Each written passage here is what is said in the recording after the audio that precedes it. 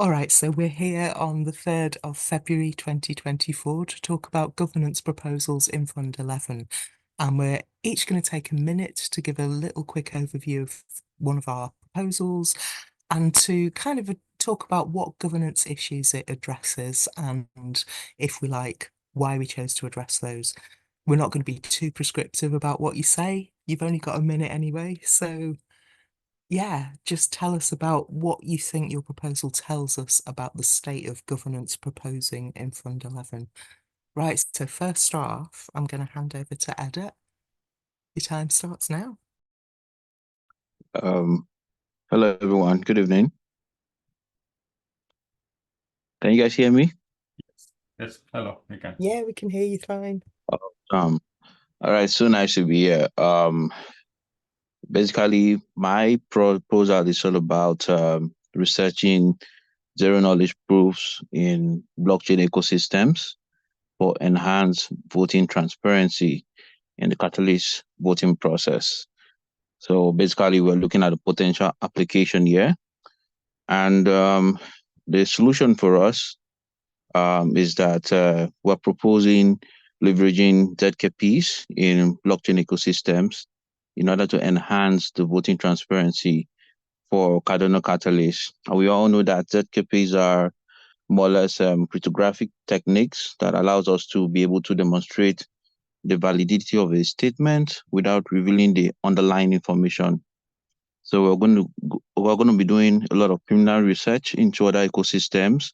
The idea is to ensure that the Cardano Catalyst community is able to have enhanced voter privacy, improve voting security, the transparency in the voting process, as well as ensuring that we are able to secure the voter identity verification process. So yeah, that's basically what we are focused on in order to solve this governance problem in Cardano ecosystem. So I'll stop there for now. I think we're just having like 1 minute for That's us right. to talk Yeah, about what we do. Awesome. nice one. Thank you very much for that. All right, if you can put your hand down, Edit, so we know that you've gone, and I'll just keep going in the order that people are on my screen. So next up it would be Stephen, followed by Johan. So over to you, Stephen. Okay, I'll get started. It's kind of like freestyle because I haven't done any preparation for this. But yeah, my proposal is called Skin in the Game and Agency Theory.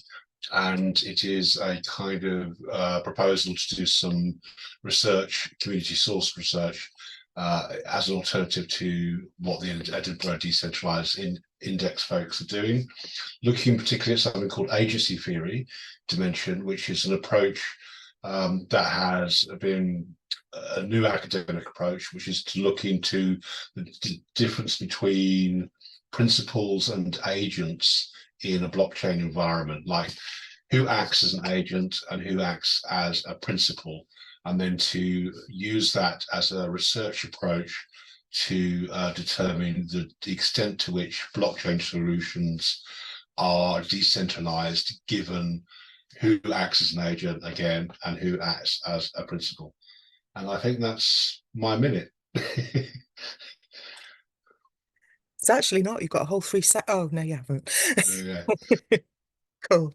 All right, thanks. If you can stick your hand down, and I'll go to Johan.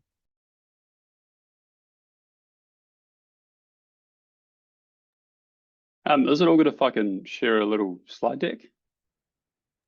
If you can do it in a minute, then yeah, absolutely. I'll just skim through it. It's nice to see things, you know. Sure. Okay, go for it. You should have ability to share screen. Do you want to just try it and see? So I just want to start with, well, what is the core feature of a tokenized ecosystem? Like, everyone knows about tokens, but the core feature is that you can actually get people to do stuff through the incentive of earning tokens. That's it. So we kind of want to move past this whole idea of tokens just as a base cryptocurrency or an NFT. So these are some of the fields that, you know, are part of what token engineering is. And I guess today we're focusing on governance. And I guess, you know, why do we need it? Well, Cardano is rapidly evolving, right? We've seen a lot of the issues with the last few funds and the problems around the voting. And so we need a new way to vote and a new way to use tokens to coordinate together, right? So markets, we want to use market mechanisms because it's proven and it's scalable. And we can use modeling and simulation techniques to actually look into what our system is doing and how interactions between stakeholders might work. And also teach people how to use collaborative canvas tools that can lead to a shared understanding. So effectively, we want to teach people to design better social choice mechanisms and market mechanisms. And eventually that's going to lead to better apps, DAOs, and happier people. So, yeah, thank you. Fabulous, thanks. Nice one. If you can unshare your screen, then I'll be able to. And if you put your hand down, I think it's Tivo next. Yeah, it is. All right, go for it, Tivo. Yeah, I'm going with the proposal advancing community governance tooling on Andamia. And in there, we are leveraging Bimbo Labs and Andamia platform, where they have like a project-based learning method of onboarding and building background knowledge and specializing and then contributing. And we focus on governance because like educating on governance is pretty hard topic. And we have like different mechanics like sociocratic, holocratic, metacratic, all these different nuances, and having a baseline of information of all these different options we have, I think that's a good starting point for people to kind of get to know what is possible in this space. And when you combine it with like a technical solution, which is not just Google Docs and sharing people and facilitating, but also providing it on a platform that has like a clear like learning targets, and at the end you also get credentials on chain using the Cardano protocol. I think that's a nice mix of stuff. I hope I covered enough. Yeah, that's brilliant. Thank you. Next up we have Jeremy, and then I'm going to wrap it up at the end. So Jeremy, over to you. I see in the chat he needs to exit and come back. So I can fill in the gap. And yeah, and I've joined late too, and I don't mind speaking to ours real oh, quickly. hi, Alex. I didn't see you were there. All right. Hi, Vanessa. Yeah, sorry, I know I was a little late here. My colleague couldn't make it with me, but yeah, happy to just speak really quickly about our primary proposal, or one of our primary proposals, which is trying to empower the Cardano community with misconception research and kind of more importantly, how to educate people using research tested methods. So one of the barriers to entry to any topic, whether that's climate change or cryptocurrency or anything that has kind of various opinions about, is that people come to these topics already with preconceptions. And so you can bury them in content and information, and they're not necessarily going to change their mind about a subject if they've already come into it with a certain idea. And so you need to use a specific set of techniques that have been developed called conceptual change techniques in order to have the best statistical chance of changing people's minds when you have their attention for just a limited amount of time. And so one of the key things of doing that, though, is understanding, well, what are the misconceptions that people have? And so as far as we know, no one has ever done a true methodical survey of what are the misconceptions that actually exist for people as in terms of Cardano and adoption, and how much of that is just cryptocurrency literacy, so to speak, generally that people lack or don't lack, or is it bias that they're coming from other ecosystems and that there's a certain kind of information fog around Cardano because of various bad press and other things that Cardano sometimes gets.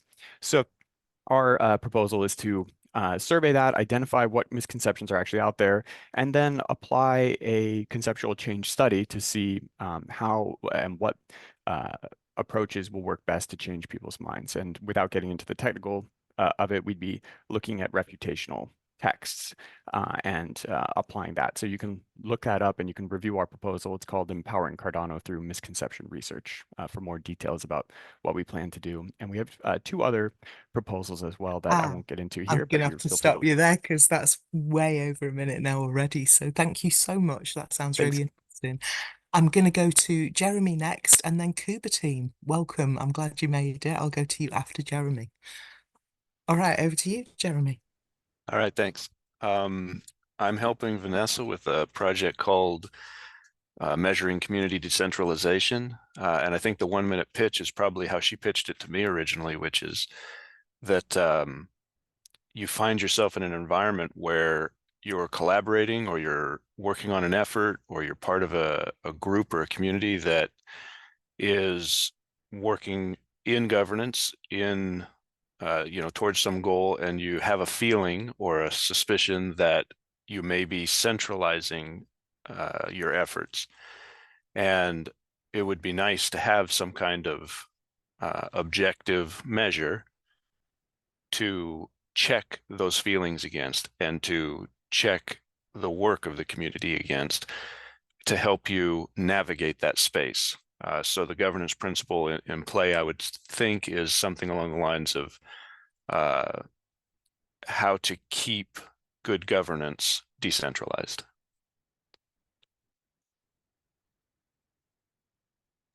Brilliant, nicely succinct and wonderful. Thank you very much. If you can put your hand down, then I'm going over to Kuba team next. Hey everybody.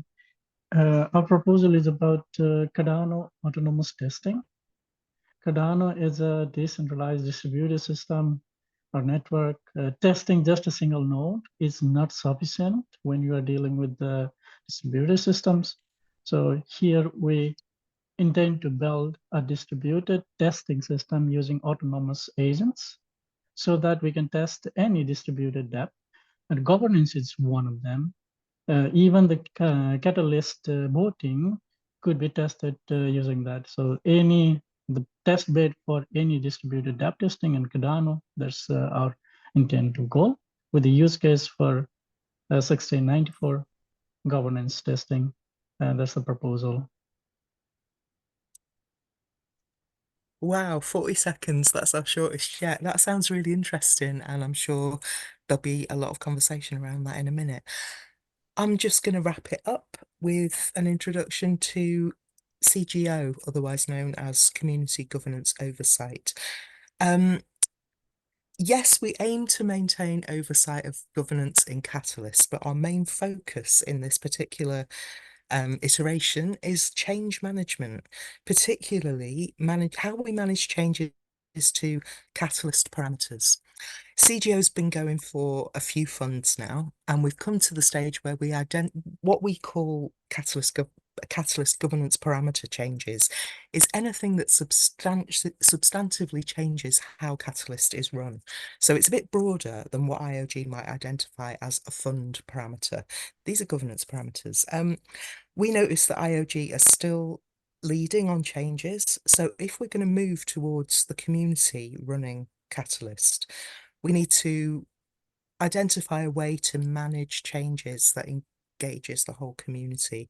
So we'll be looking at who a change affects, who was consulted, who has contributed to it, whether the thinking behind it has been shared and socialized, and all those kinds of things. We will hope to be working alongside another proposal that's building a dashboard to collect information on this. But even if that doesn't get funded, we're still going to do that research in the community and come up with some recommendations for a change management process that really includes the community itself. Some people will say, oh, but IOG are already doing that with, Catalyst Voices and stuff like that. But we kind of think that it might be good to have a community-led version as well to kind of dovetail with it. So that's about it.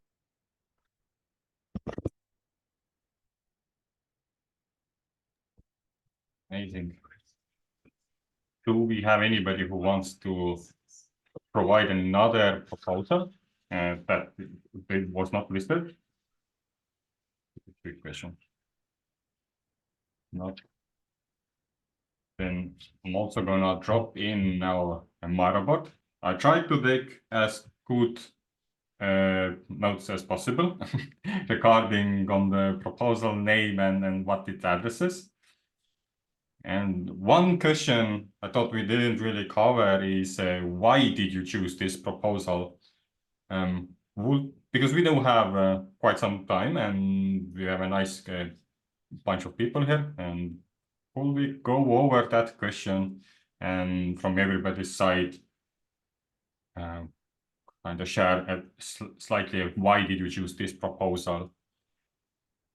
And would that be a good start? What do you think, Vanessa? Yeah, that'd be cool. I mean, should we go in the order that we went before, or what should we do? We Or could go, but then I don't remember what was the first proposal name. It was about enhancing voting in Catalyst, but I missed the proposal name. that was Edet's proposal, wasn't it, that went first? Yes. Edet, can you refresh our memory on what your proposal title was? We didn't catch it. Okay. Can you guys hear me? Yes. I mean, All right. So yeah, our proposal focuses on researching zero knowledge proofs in the blockchain ecosystem to enhance voting transparency in the Catalyst voting process. That's what we are focused on. Okay, found it. And why did you choose this proposal? Okay. There are various reasons for me focusing on this proposal. Already we know that right now in the Cardano community that we're faced with a challenge with how the voting process is. We saw what happened in Fontaine where there was the yes, no, and then abstain algorithms being put in place in the voting process. And then we also saw that that was changed in Fund 11 to yes or abstain. So with all these processes involved, we decided to come up with something like a form of research. We would like to explore the transparency and security of these voting mechanisms, how we can enhance the process in the next funding round by ensuring that we carry out this research in itself. Also, we are going to be looking at comparative analysis of ZKP schemes, where we look at range proofs like ZK snacks and other emerging schemes. We are going to be looking at making analysis of the advantages and the limitations in terms of their voter anonymity, their privacy, the accuracy, and the computational efficiency of all this.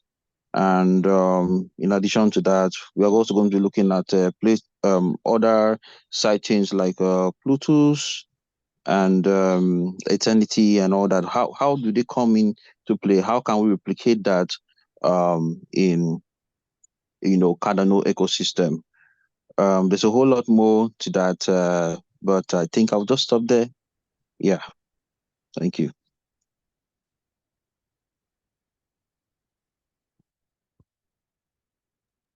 oh, nice one. Should we just plow through people in the Okay. order that they spoke and ask that question, like, why did you choose to address what you're addressing? Okay, I'll move on. So why this is my proposal again to recap was skin in the game and agency theory. Why I focus on a specific aspect of, because it's really interesting here, people are choosing different aspects of governance. My approach initially come from the meaning of skin in the game. Like, what is the nature of a personal investment into an economic system and then into a blockchain environment? And then what are the distortions that can come out of that kind of investment, which we've already seen with things like plutocratic voting. So the principal agent distinction looks at conflicts and interests and priorities where one party, an agent, takes action on behalf of another party, which is the principle. And what I'm interested, the reason why I chose this approach, and in contrast, I haven't seen this explored by the Edinburgh Decentralization Index. Forgive me if I'm wrong. I don't see them exploring this economic framework, and I would like to see how this may play out in a blockchain environment, like how who acts as a principal, who acts as an agent, how decentralized are we in that context in blockchain implementations. So I'll just shut up there and let the next person answer the question. Cool. Yeah, so I guess we went into this with the question of, well, with our leading with our passion of, which is, you know, if we want to develop systems that are designed for fairness, resilience, and inclusivity. So how do we do that, and what are people currently doing? And what we sort of saw is that, you know, a lot of people are still relying on one person, one vote, plutocratic approval, that kind of stuff. So we're essentially just reinventing a hierarchical bureaucracy, just in a digital form, right? So we are doing this because we need to create systems that have more scalable governance. And we want to create tools that lead to shared understanding so that people can actually design better systems. All right. So why did we use advancing community governance tooling on Andamia? There are two ways. One is from my personal experience using Andamia, creating a project management and like two different learning like courses on there. And I found it like amazing to actually, when you create the education, like the course itself, it's like a very good way to teach people. So when this does get funded, I think there is an opportunity to open up this kind of course creation with the community, and that already enhances the people's ability to kind of to collaborate, understand how governance is working. And that's like and also while you're doing a course, you're also doing governance too. And that's then a way to basically have like a set of experience on doing governance on a smaller scale rather than going into bigger catalyst. And then you can reuse these experiences, these skills, and these materials you create on the larger and the different ecosystems. So that's like a personal situation. But another larger side of that, it is an open source tool, and it is created by community members who have been here in Catalyst quite a long time now. And it's basically multitude of partnerships between these different networks who already have a slight communities behind them too, that are more like decentralized. So I think putting all that together, it gives that feeling that community is creating that education course. Community is teaching themselves to step up and learn about governance, and then apply that to this new people and like newcomers who you join their first time in this ecosystem.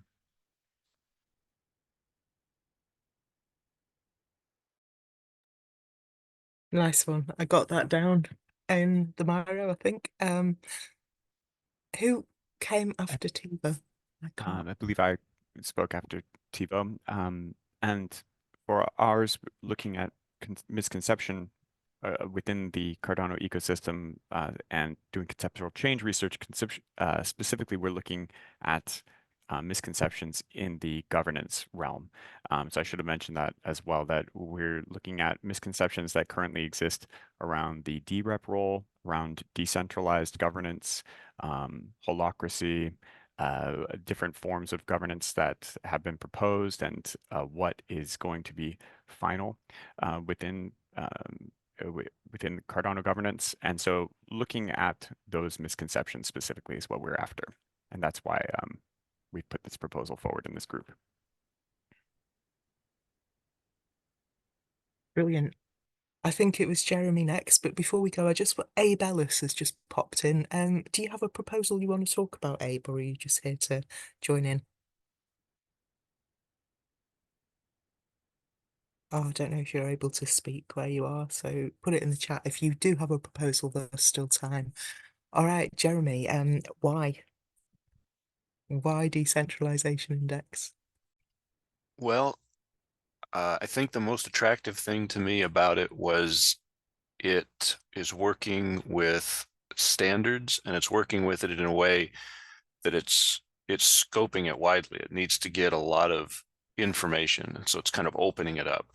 And I think this opening up of anything that gets adopted as a standard is just kind of an underlying issue in Catalyst. I've certainly something that I've felt in Catalyst, and it can't hurt to be practicing that, opening up standards, and and as we work towards Voltaire, and as the Cardano ecosystem comes along, and even in other community efforts that we're working on outside of Cardano, or any other collaborations that we have, understanding when we've run into a standard, and then getting our heads around it a little bit is a really attractive proposition to me. Excellent. So now we're going to Kuba team, but I can't keep calling you that. If you want to tell us what your name is, feel free. I'm Sandeep from Kuba team. Thank you. Why propose this proposal is because of a need. We have been involved in previous testing, Basil, Plutus B2, and several other features on Cardano or on the chain. And while testing this, most of the time it's transaction testing, but that's not the actual real thing. As many cases extend more than just a transaction, sometimes extend more than just an epoch, and it's a live thing. So just testing transactions, features on a single transaction, that is not sufficient. So we needed a distributed testing test bed where we could later extend on any distributed dApp application. So even in case of governance, that's a whole, so there could be, we could test with 100 DREFs and 1,000 ADA holders, scaling it to say 1,000 DREFs and 10,000 ADA holders. How would the network perform? How would the governance work? That we want to test, and we want to have that in a scalable way so that there are less surprises when it is actually deployed. And this is something that we could test before we actually do the hard work. That's the intention. So we want to have a reliable test bed so that we can make less surprises about unexpected issues and bugs later on. So from the quality perspective, that's our interest in this, and also derived from the need, because when we do test, we want to give full assurance that there are not bugs, critical bugs, that should be preventing the release or even the hard fork from the past experience.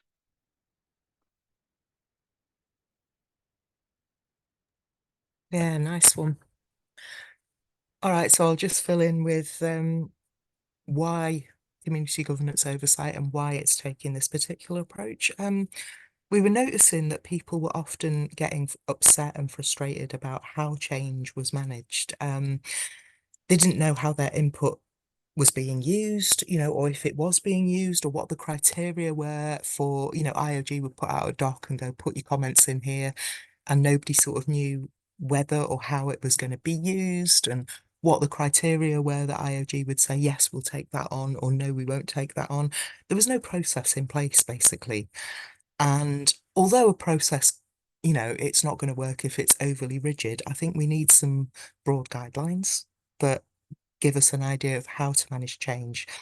We did have some, I guess, kind of work from CGO Fund 8 that we wanted to build on.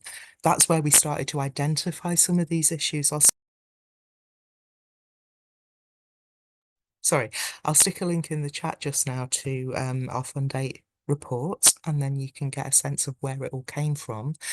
And I guess the other reason is just because one of the things that we noticed is that the way that changes are managed and shared and co-produced, if they are, which I think we've got a long way to go before we can say that we're co-producing change in Catalyst, but if that happens, those things really deeply affect the feel of our governance. So they're important. And it's important to have some kind of process that people understand how a change is going to be managed.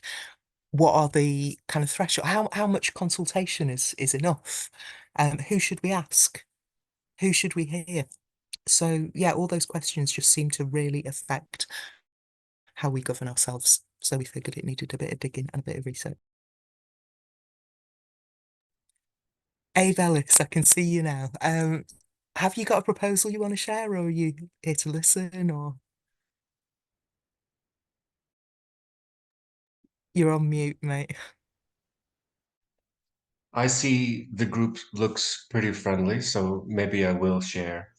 I noticed you put one of my proposals in your Google Sheet list for this governance discussion. Oh, which one was that? Title is Custom Proof of Attendance Systems Creator for Zoom. Okay. I mean, what we did before you got here is that people just did a really brief introduction to their proposal, like in a minute. And then we've just been going around saying why. Why the hell have we chosen to propose that? So if you want to catch us up with an answer to those questions, feel free. So this is an extension of an app that is essentially in working prototype mode, not ready for big boy prime time. That was funded in Fund 8. And the core functionality of this app is essentially a self-service Web3 utility tool, whereby it doesn't help you make NFTs. It simply helps you associate on-page functionality with any NFT in the series. And it works off of a twist of OAuth, like login with Google, login with Facebook, whereby instead of going to, let's say, Vault3.io, which is a really slick app that helps you token gate file downloads, it lets the functionality work on any website, whereby people are taken off-site to the authorization modal and then taken back where the payload actually occurs. And this proposal is essentially a way for people to token gate Zoom meetings. And by looking at this very comprehensive API that Zoom has, you can do things like require an NFT before being automatically RSVP'd to a private event. And in that event, governance could be occurring, right? And you can also run a server that pings your Zoom events to detect not only that somebody actually went, but precisely how long they stayed. And pretty much everything that happened that happened during the event. So it's a way for people to set up their own access and reward systems, whereby you could gamify different meetings, whereby you have to have a certain prestige level or point system or whatever else you need to make it work, really. But it's essentially a bridge between these Web3 NFT ownership conditions you can set and any other Web2 technology. And in this case, it's Zoom.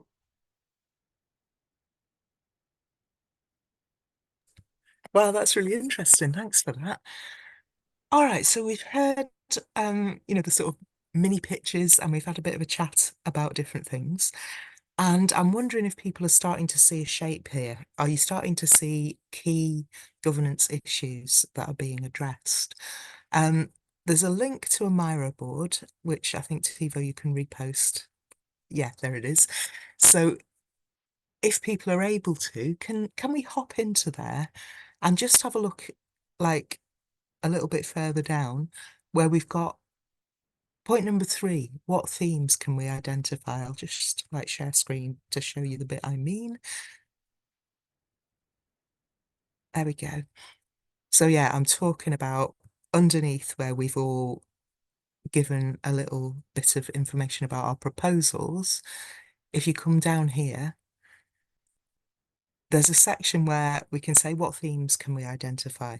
So from what you've heard just now, or any other governance proposals that you're aware of, people maybe who are not here, what are the themes that are coming out around governance? And we'll give you like 5 minutes and then we'll come back and have a chat about it. All right, nice one.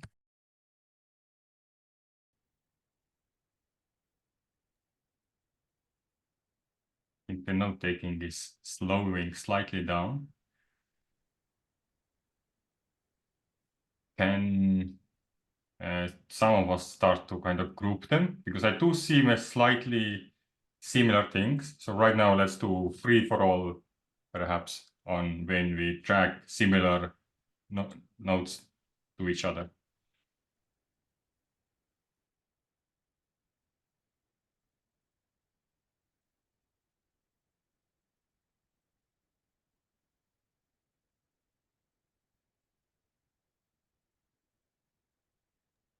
So would you say it's kind of, it seems to be kind of clustering into 3 main clusters? There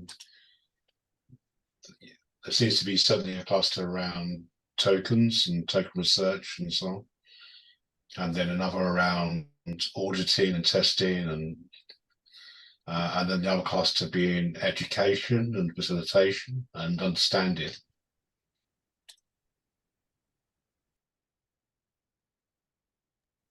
Yeah, it's interesting, that third one. I think I'd kind of split it up because there's some that is about education and there's some that is about addressing bottom-up approaches and co-production.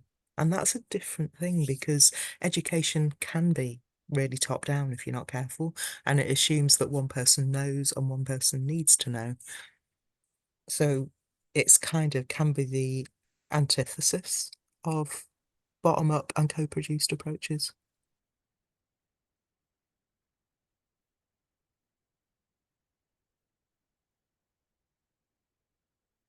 Yeah, how would you please split them up then? Because I would actually take this incentivizing participation even a different, but Yeah. like it's like sustainability or more like a Yeah, that's actually not there and probably should be, isn't it? Whoops. But yeah, I don't know. I think maybe I'd have them connected but not the same. I think maybe I'd just put, and maybe that can go there because it's kind of, and that is kind of going towards there. Education, facilitation. I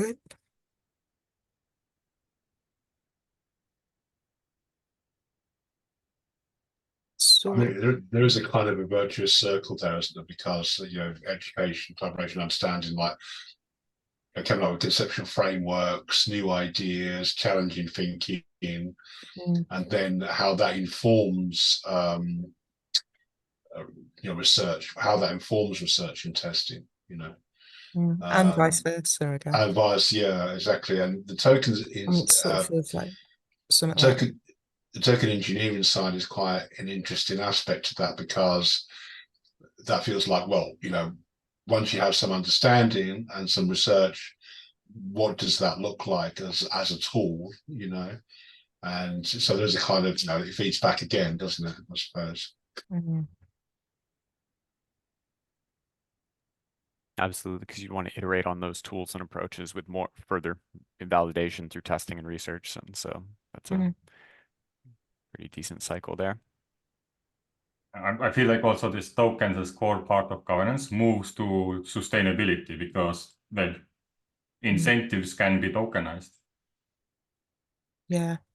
That kind of, and that incentivize like both researching and education.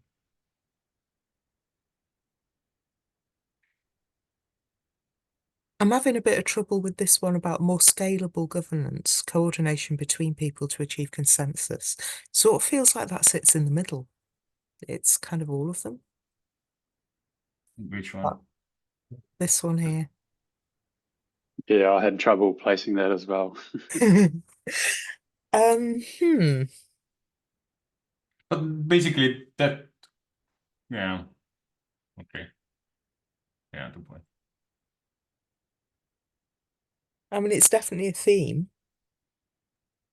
Was that from Sam on KubeTV? Because you were talking about a lot about scalability issues in your testing.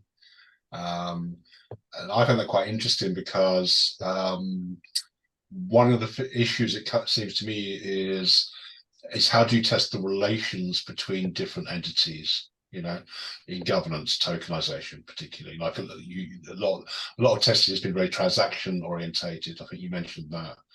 But it's be interesting when it's more role orientated, you know, where it's like a D-rep or whatever.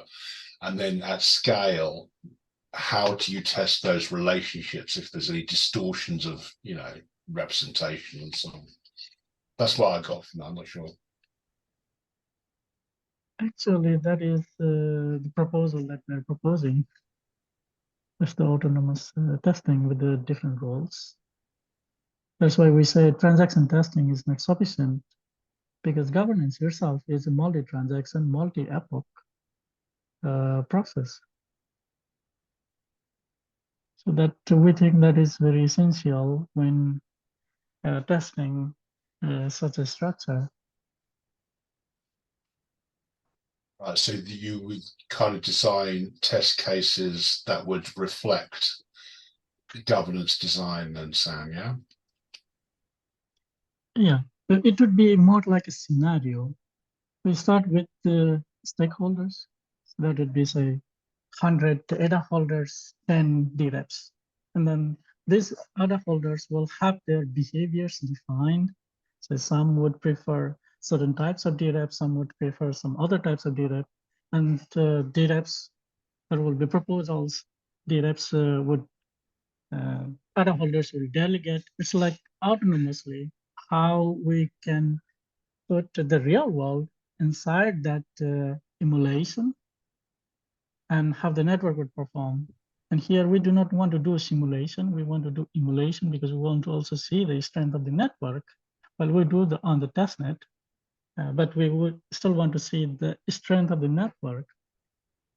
And these agents would play a role. So there will be a role like just the ADA holder, DREPs, even the committee. So Right. everything that we have in the 1694, the roles, they will be represented as agents, and they will perform what they're supposed to do, what behavior they can do under that governance they would be trying to do. And some would still be malicious as well. We want to introduce that part as well, because that's pretty essential in testing a distributed system. Yeah. So the priority is stability, as you say, is emulation, not simulation. But there are some simulation issues, aren't there? Like, for example, understanding, like, for example, the SIP 6094 design may have unexpected outcomes, for example. And that's more of a simulation issue, isn't it? So it could actually inform that as well, potentially. Yes, we could do simulation based on the governance, but that will not test the network implementation. The node, can we actually handle that when we scale from example, say 1,000 ADA holders, so within a short period to 10,000 ADA holders, all trying to delegate at the same time? Those kind of stats, benchmarks, we also want to know, so that there are no, say, later on complaints that the network is not able to sustain. That also comes under the consideration. This may be slightly off topic, but I am concerned about 1694, that we're not ready for Voltaire. There's one thing to consider, something that is impossible to simulate, and that would be the human motivation mechanisms, the social engineering involved, how the human behavior is going to do a full 180 once it stops becoming a simulation and the stakes become real. You're going to start recognizing attack vectors that you didn't see in the simulation.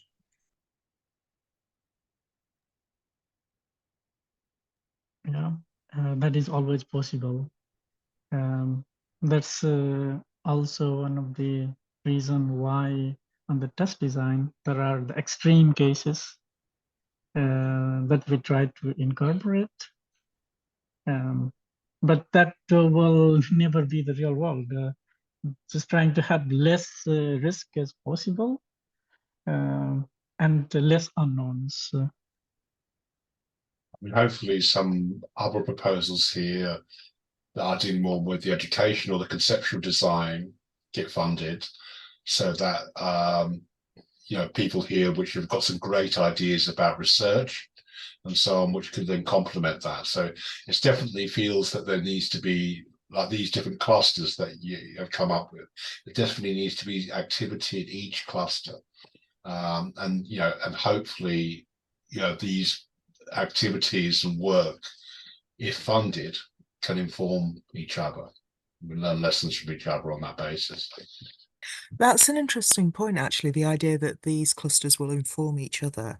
I think I'd like to try and identify things that are sitting out on their own and that are not integrated, and how we would integrate them into a kind of fund that addresses different things. I just want to say that I super agree with what Abe was saying about, the sort of social engineering side of it, or what's going to change when these things come in terms of how people actually do governance. And in that context, I want to raise the fact that there are people who are not here tonight, but I've seen quite a lot of proposals around plutocratic voting and the evils thereof, and messing and changing that and experimenting with that. So it feels like that is quite a big emphasis, this fund. I've seen several proposals about it.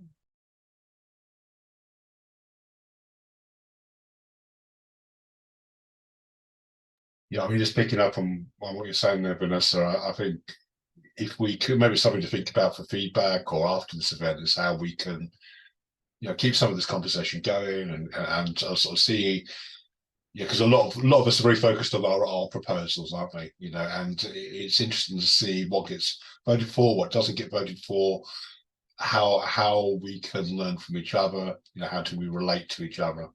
It'd be good. Yeah.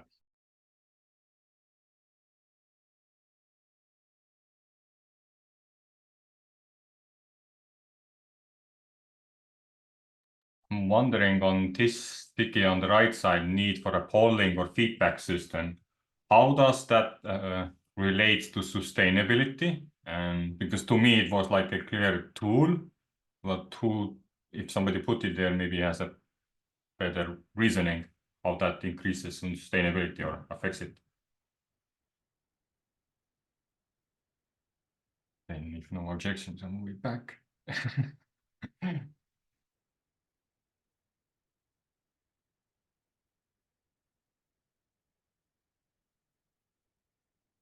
Okay. Well, and there is something interesting we wanted. Okay. I will put it back in sustainability. Maybe you can then type it out, but also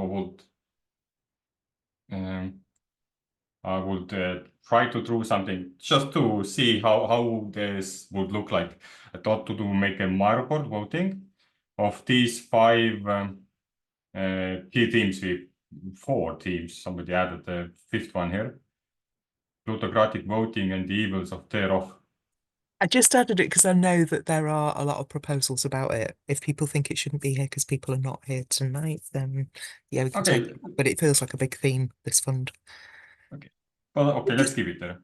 But just on that, can I just chip in on that conversation about polling and all that? Yeah, we do have tools already that will do that. However, that's not the answer to everything. And I have seen in a couple of things, a couple of proposals, the idea that maybe voting is not the be all and end all of governance. I would most definitely like to see a sister program to Catalyst that's more in the form of a terrible example, Shark Tank style, where, perhaps as a way to prevent Catalyst proposals that successfully build to not immediately fall off a cliff and disappear, to have another program available to them whereby they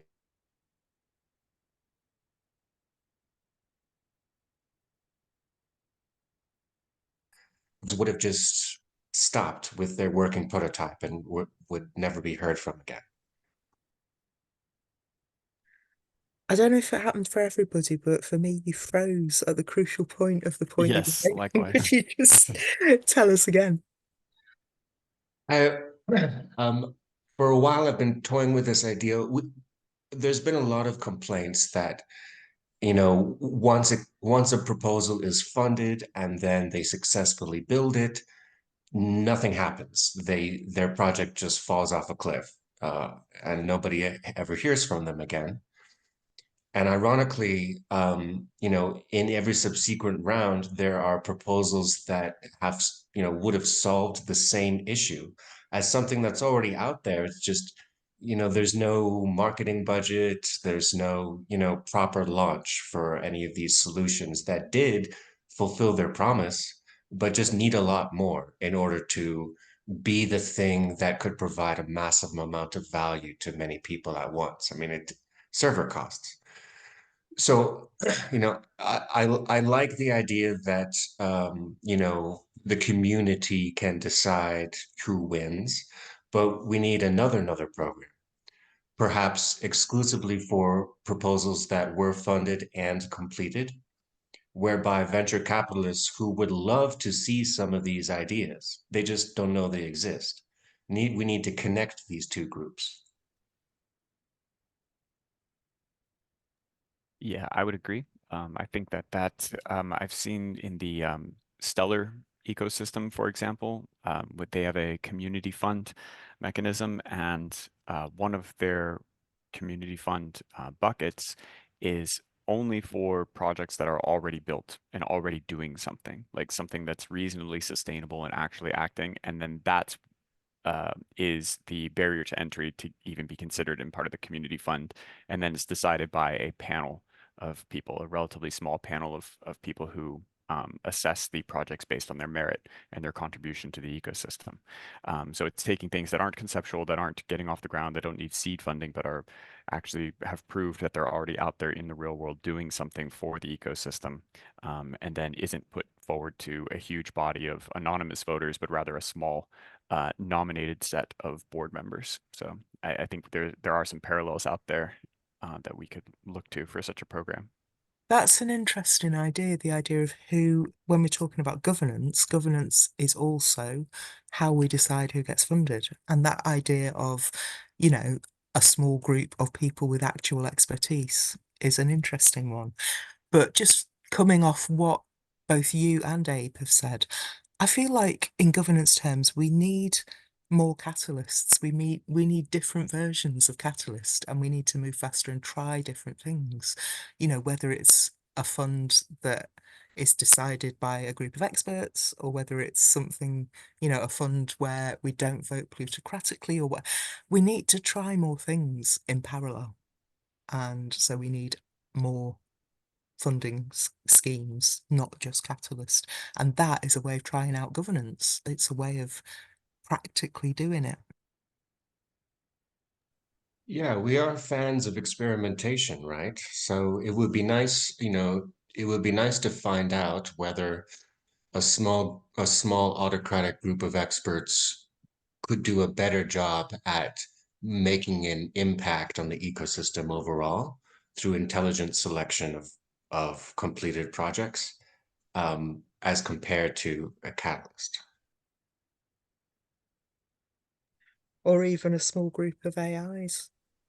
Yeah, I like you picking up on the term experimentation, Abe, because there was always something that was there from the beginning of Catalyst, hopefully, from Fund 1 and 2. Like, this is an experiment, and it sometimes can feel like sometimes a bit of an afterthought, but what is the meaning of that? What is the meaning of an experimental approach? And the meaning is that you don't have a fixed point of view, but you do define a baseline. You don't assume your baseline is correct. So when you test it, you are actually testing your assumptions. You're not reinforcing your assumptions, and so. And there's a number of people here, I think, which is really great, particularly those proposers with research emphasis or looking at conceptual tools, are doing great work eventually here on addressing these issues, like how do we conceive of decentralization? How do we think about what we're doing rather than just follow a certain path, if you like? And that is all good, and more strength to that, actually. I picked up a new theme, alternative funding experiments. Something that we seem to be not proposing, but something that we may need in this ecosystem.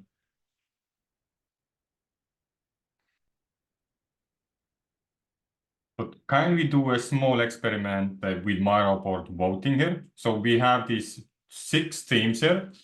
I was thinking that I provide 6 votes to those who are on Miro board, and you allocate 3 points to the theme you think should be like the highest priority. Like, let's say we have $1 million, and then third of it goes to one theme, which theme it is, then 2 points to the second option and 1 point to the third option. So if you have 6 teams, that will be like a quite heavy change. And maybe with our collective decision making, we need to trust each other to vote as we go. And like that they put the correct points there. But then we will see, I guess, a heat map of where we collected in this room on this Miro board. We will choose our priorities. What quantity should we put by the votes? Do you mean number 1 for what we like the most, or number 2 for? No, it's 3 votes for your top one, 2 votes for your second choice, and 1 vote for your third choice. Oh, okay. Is that right, Tivo? Sorry, did I get that right? Yes, that was much better explanation.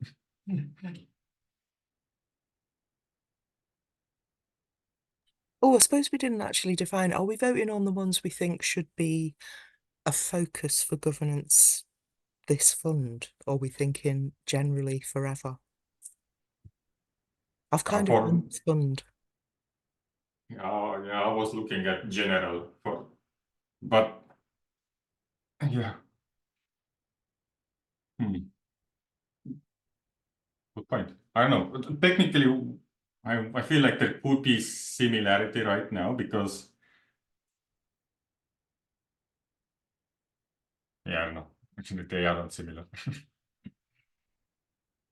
Because once it does happen, like you see, like if you feel there is now, let's say somebody who feels like sustainability is the most important, if that is increased, that there is like a very sustainable funding mechanism, then probably that would lower in general, like in next round. Yeah, that's true. It'll all come out in the wash, and people will vote with what they think, and it might not be identical in terms of how they've conceptualized it, but we'll get a picture. Right now, I feel like this fund and future funds are same for me because, like, yeah, Ooh, that's a what I'm radical expecting. statement. That is a really, yeah. I don't know what everybody else thinks, but I kind of feel that there are certain things that we could address in the next couple of funds, and once they're addressed, they won't matter anymore. Yeah, would be. But this is like these themes are quite general, so I mean, will we never need education or engineering or? No, you're absolutely right. There might come a time when we all know everything about everything, so there's no education needed ever again. I look forward to that day.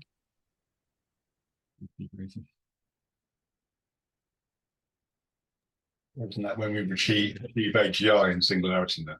Yeah, absolutely. Yeah. Which I hear is next week, right? Coming soon, yeah.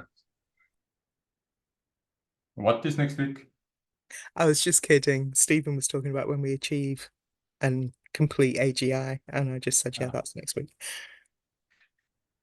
I think people should be saying when AGI the way they say when moon. So there's one that didn't get any votes, yeah? Yeah, plutocratic voting didn't get Okay. at all, and alternative funding experiments got little.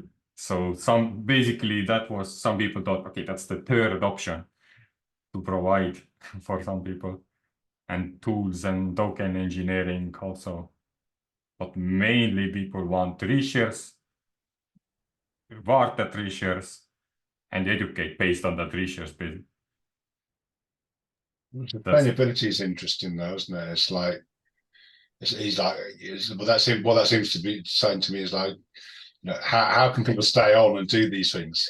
You know, how can they stick around? You know, how can they afford to stick around and do all this? You know.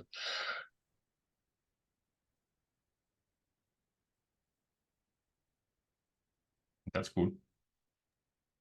Well, we definitely are doing a lot of research based on these proposals that are put here. I think our sustainability part is quite hard, and like the discussion that started from the need for polling for feedback.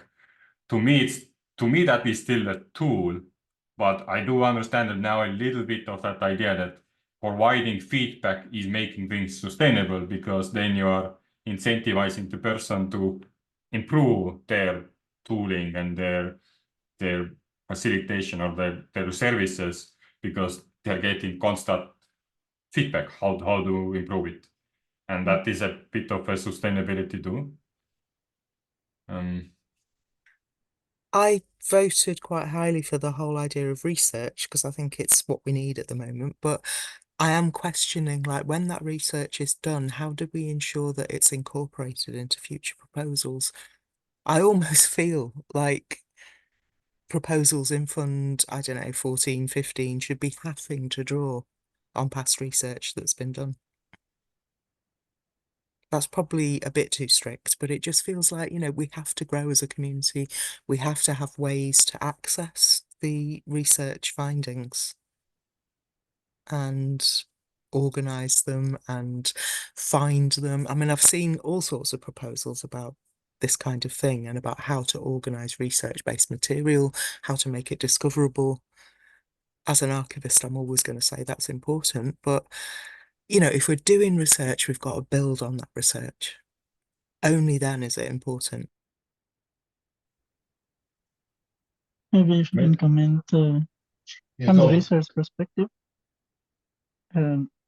Research is probably going to be a never-ending thing, because when you do research, you find out, you implement on it, and then you find out that there are again rooms for improvement. That will always happen. Then there need to be a new research on what can be improved, because with the changing times, some things become obsolete, and that's natural, normal, and then there will be need to move to something else, find something else that works for the time being. Sam, what research do you prioritize? What's more important to research than, you know, and what's less important to research? How do you make those sort of decisions, do you think?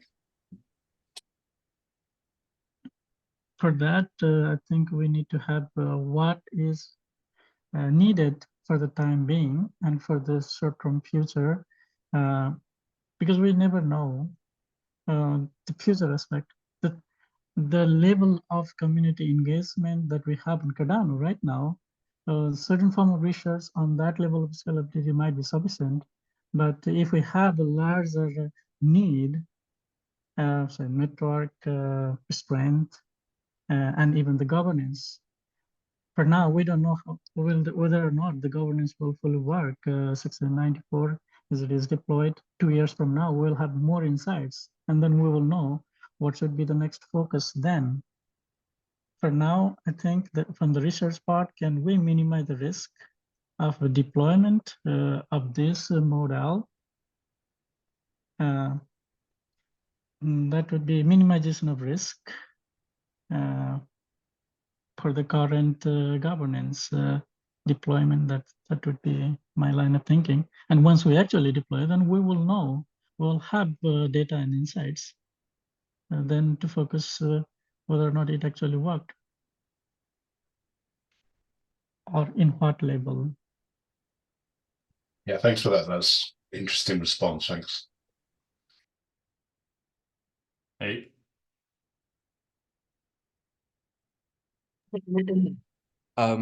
So to that end, it might be nice to have some sort of officially sanctioned education research team that can perform all of these bodies of work with a team of real experts related to how best to onboard the mainstream, how they behave online, what they want, what they are or not are understanding about blockchain, and have those hard results provided basically to the benefit of the whole ecosystem.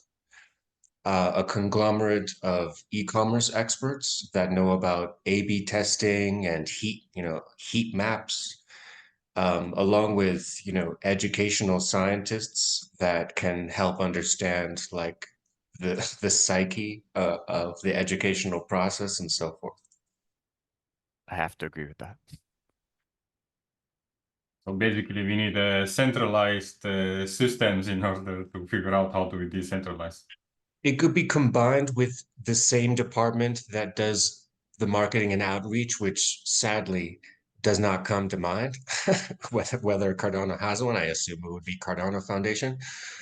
But aside from setting out party platters, they should be, putting a massive amount of effort in outreach into a mainstream outreach. And, just like, I hearken back to my experience in running ads and then having to report on the efficacy of those ads with goal, conversion rates on page and whatnot. We need to have that level of granularity of research as a general matter, but not siloed and done by one project, but by a team that's put in place for the benefit of all. And you have to have traffic in order to analyze it. You have to have commentary in order to analyze its sentiment and so on. So that research team should probably be embedded with whatever Cardano entity is supposed to be getting the word out. Alex, do you think? Sorry, do you think if you were focusing on addressing misconceptions, so do you think addressing misconceptions is a good start before you decide what to research? Because so Alex, I'm sort of talking to, so you don't go down a kind of rabbit hole, so you don't follow priorities that are self-fulfilling, Mm-hmm. You absolutely can the use PR that. side of this team would need to get into a cycle of finding and lifting up great examples of how blockchain is not a big bunch of bullshit. In other words, continuously hammering the public with this cyclical theme of how blockchain can actually improve lives. Because most regular people, even though they have heard of NFTs, even if they have NFTs, it's never even occurred to them that you can use them for things. Thanks for that response. Abe, I wanted a response from Alex. Yeah. Yeah. No, absolutely. I think Abe's onto some great points as well, and thanks for calling it out. Yeah, we specifically, I do think that conceptual research is a good place to start with that, because you do start with a specific thing that you're actually testing. You're actually identifying a set of messages or propositions that you think that people hold currently. And so one of the exactly what Abe is hitting on.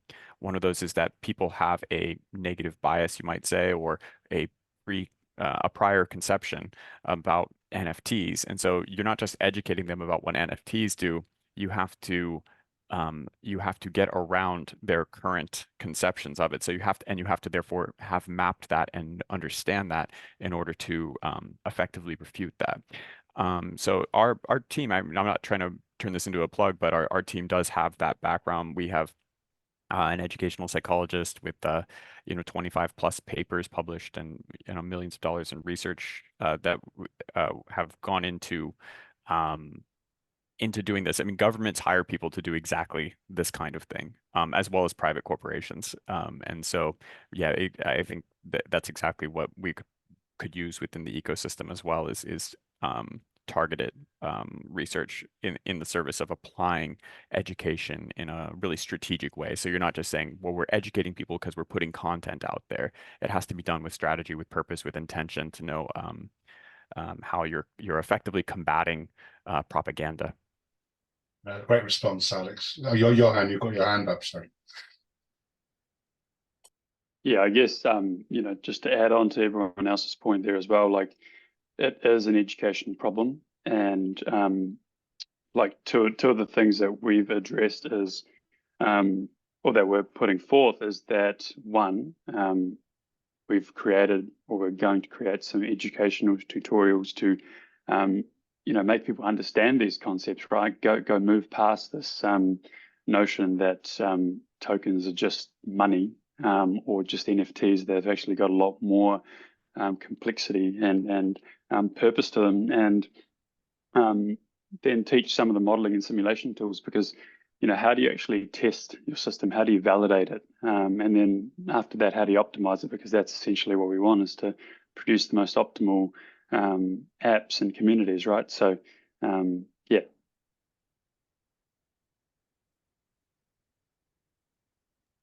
Just to respond to that really quickly, where you're saying the most optimal of anything, I think we always have to bear in mind that the most optimal is going to vary according to the community and according to the situation, and there is no one single answer to that.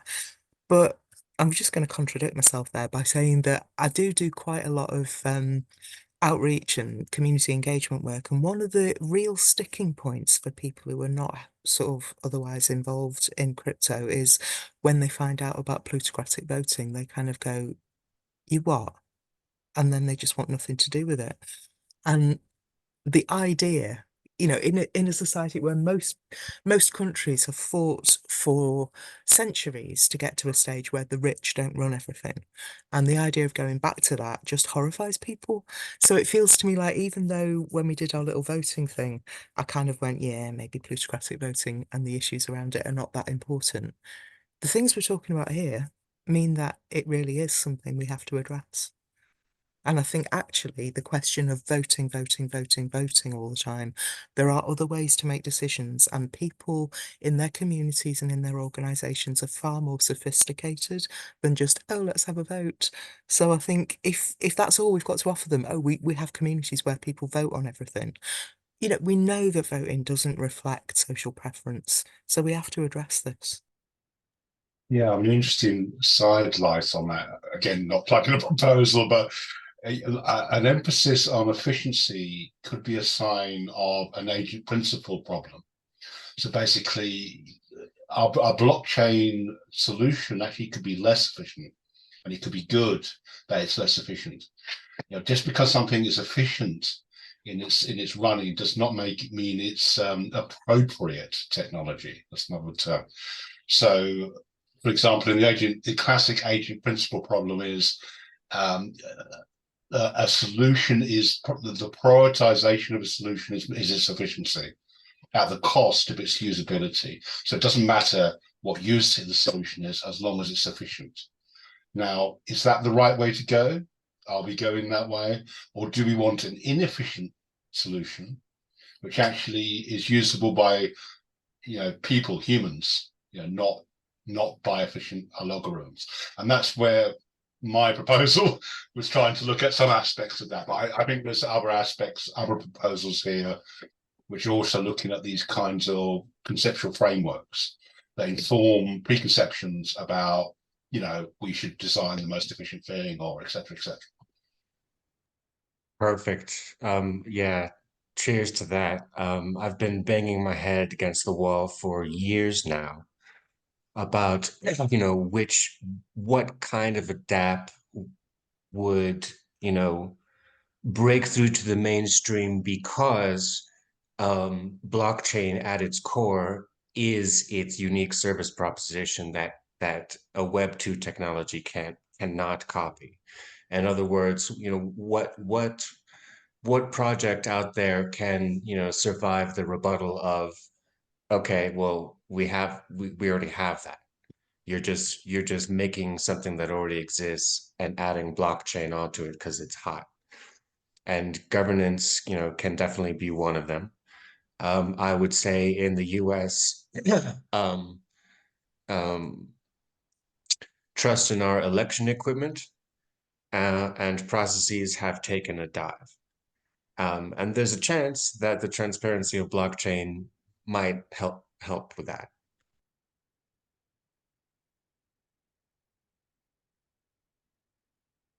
I was But yeah, wondering you're to right. ask. The 1/801 vote sucks, and we're not ready for the world until we fix that, until we come up with individuality without identity.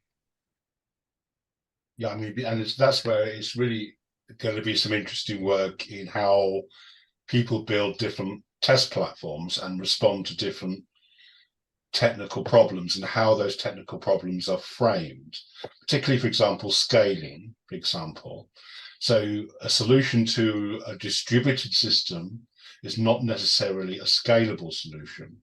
It may be, well, sorry, got that wrong. A decentralized solution may not be scalable by definition. It may need to be distributed first. Okay, so if you focus just on scalability, that may lead to centralization. You see what I mean? So that doesn't apply to every technical use case, but there's an understanding. It's understanding what you're trying to achieve and not just trying to achieve a technical outcome for the sake of it. Like, oh, scalability is good, so we must do it. No. You have to ask, why do you want to scale in this use case first? Maybe you need to, actually. Sometimes you do need to, and there's sometimes need for example, robustness and fault tolerance, that kind of thing. But that fault tolerance, for example, doesn't necessarily imply scaling either, for example. So all these are good food for thought, I think.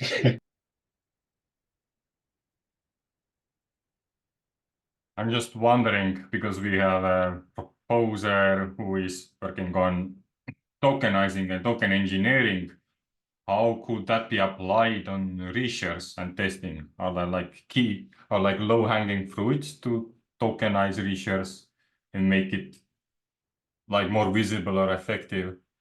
Or that's like far-fetched for now? So what exactly is your question?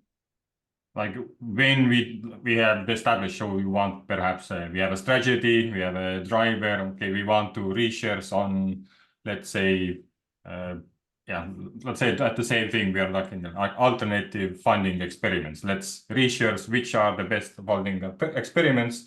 We have these options available. How would you tokenize that?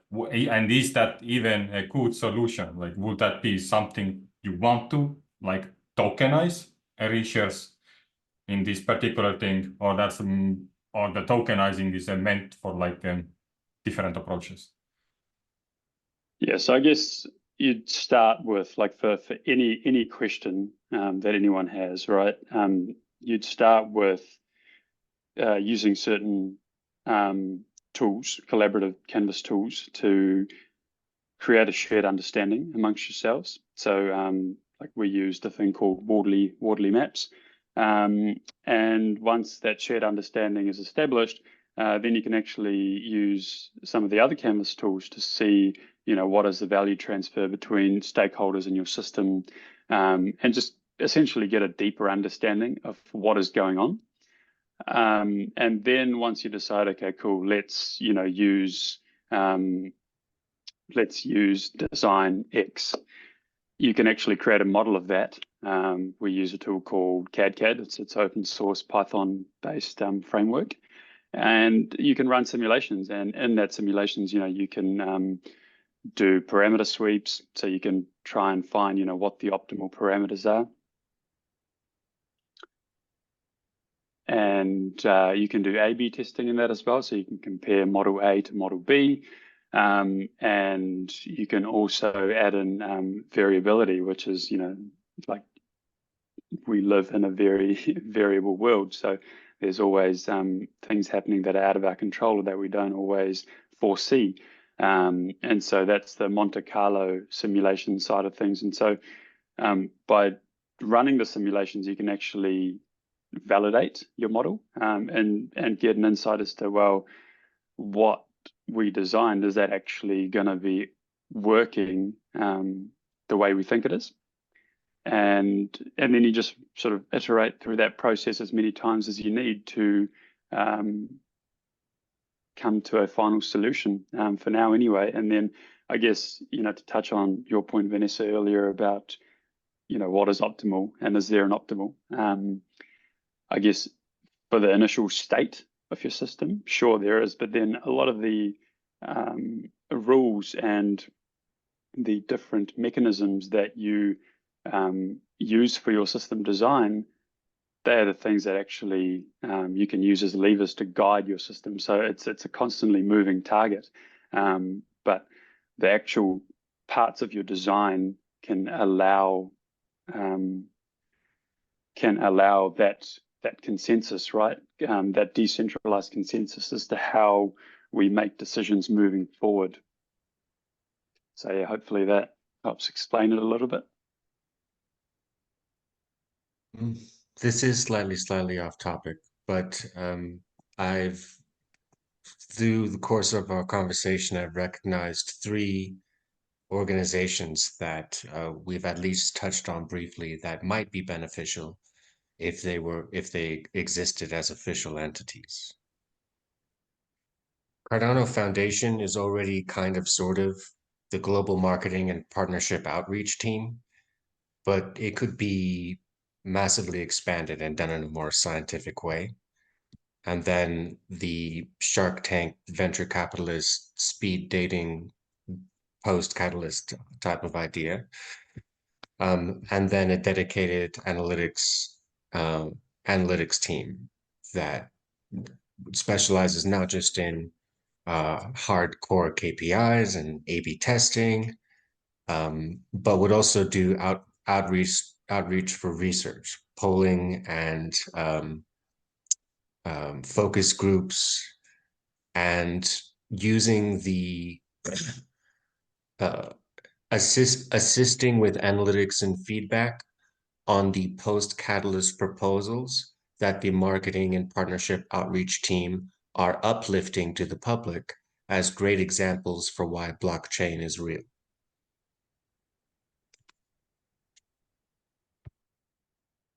Yeah. On the global marketing side, I feel like right now the community somewhat already does it, and foundation in a sense that the stakes and the partnerships they choose are already kind of marketing itself. So by the stake given, like I'm staking on this stake pool because they are choosing deliberately who are they allocating their funds to, so that they know they're actually affecting the network and talking about it. And that's already like a circle in a way. They don't do direct marketing, but they are kind of doing it in a way that they are empowering people to talk about Cardano, share about Cardano. And maybe that's even a more clever way, in my opinion, because then it doesn't make them the dominant figure in that space to be the one.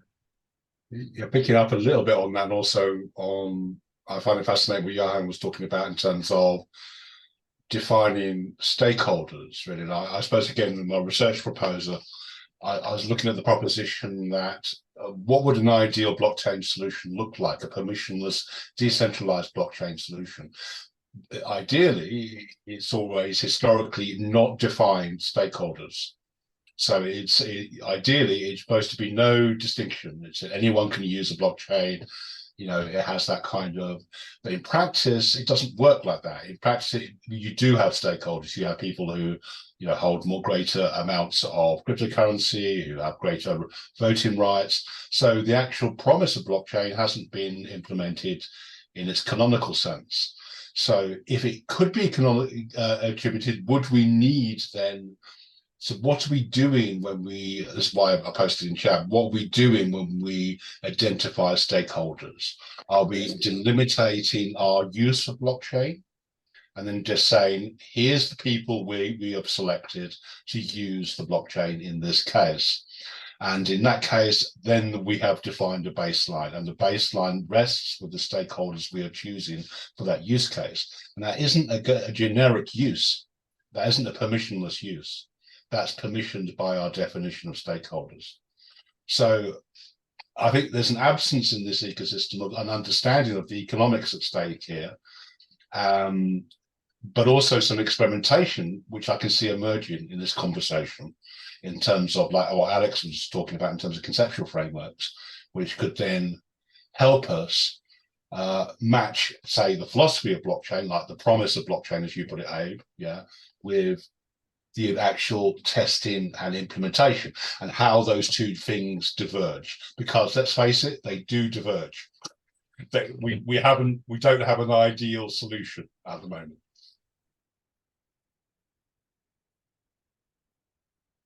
Yeah, that's what scares me about Voltaire. If it's the voting's going to shake out like Catalyst shakes out, then who's to stop a couple of whales from proposing that they drain the entire treasury? I believe that's within the scope of like the abilities you can vote for. No, I honestly don't think that would be too bad as long as we're conscious of it, Abe. So as long as we say, oh my God, we're such idiots, we've done this thing. As long as we're able to say that, then we can learn from it. The important thing is to learn from our mistakes. It's my opinion. Yeah, I would agree with that. But there are also guardrails on that for the particular use case that proposals need to be ratified. Oh, I'm sorry. Go ahead. So there, I do see that there are guardrails for such things, that proposals need to be ratified, especially for the Treasury and others, special ones. That the Constitutional Committee need to have approval for such proposals. And if the whole community agrees to that, then yeah. And the concern that you raised about some whales being involved in such an activity, that is always a possibility, but we never know. So we do not fully understand what's the distribution of the whole community, the stake distribution of the whole community. Something to find out. And that knowledge, that insights, we will only have once it is deployed.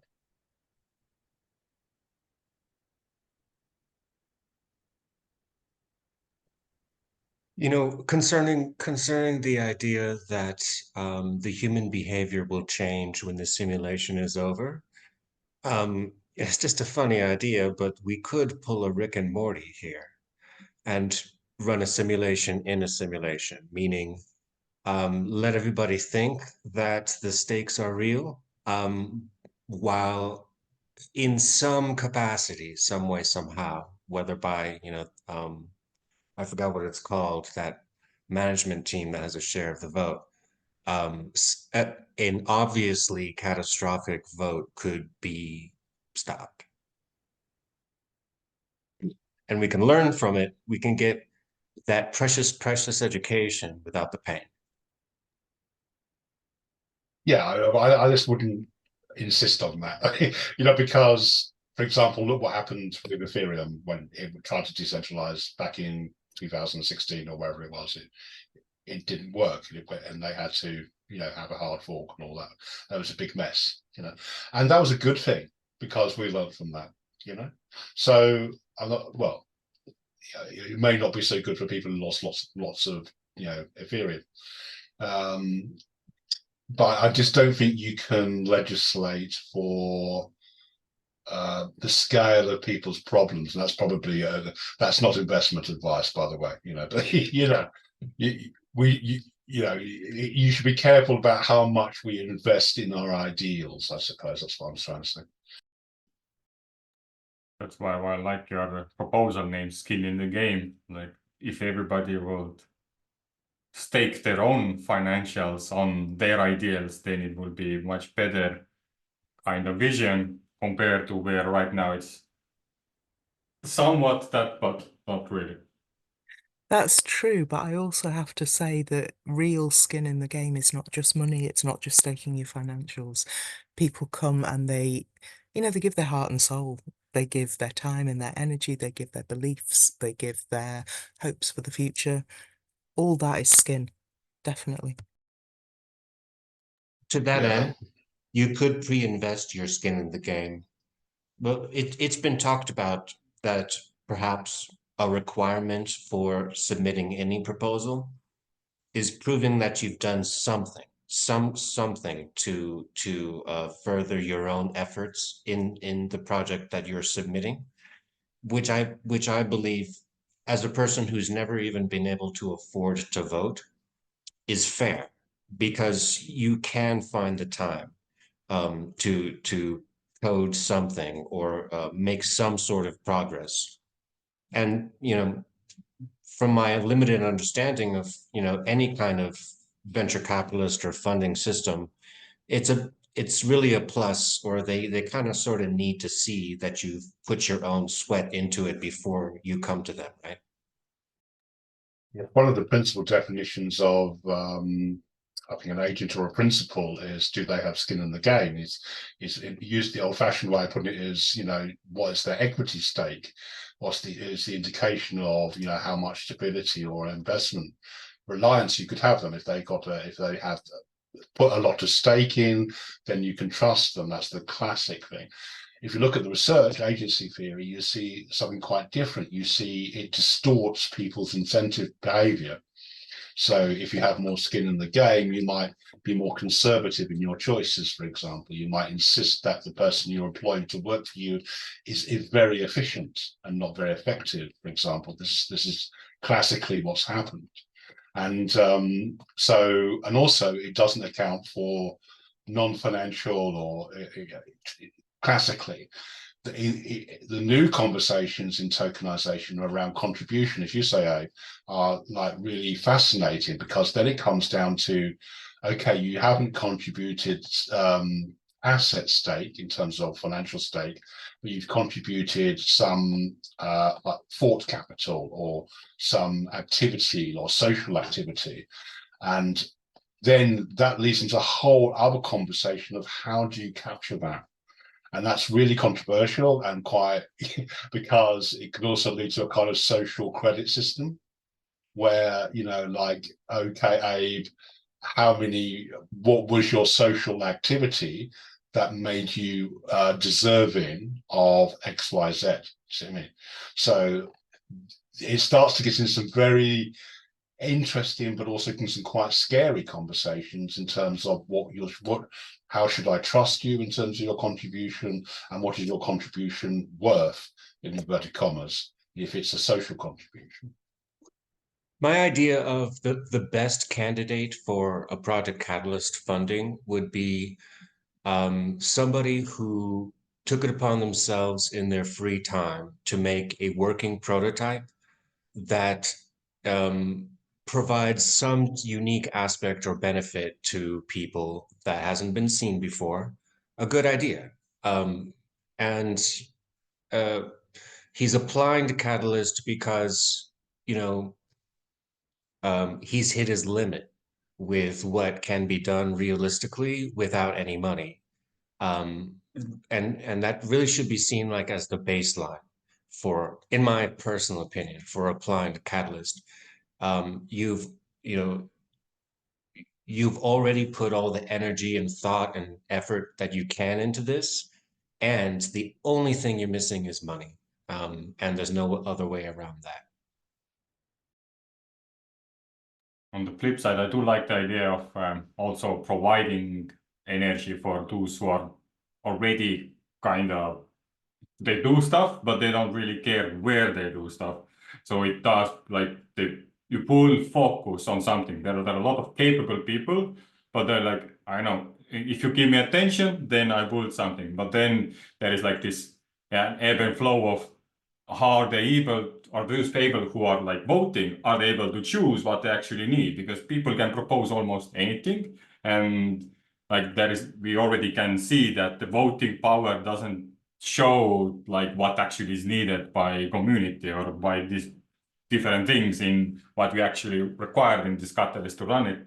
And they may choose something that is just more, yeah, you know, like Ivo or Vanessa, are we going to wrap up soon? Not sure, because it's on the hour now. I'm just thinking. Yeah, I think we probably should draw it to a close, shouldn't we, really? Because Saturday night, people, what are you all doing? May I end with a poetic anecdote? No. Of course you can. They say that you cannot say to the fireplace, first you make me warm, and then I will bring you fire.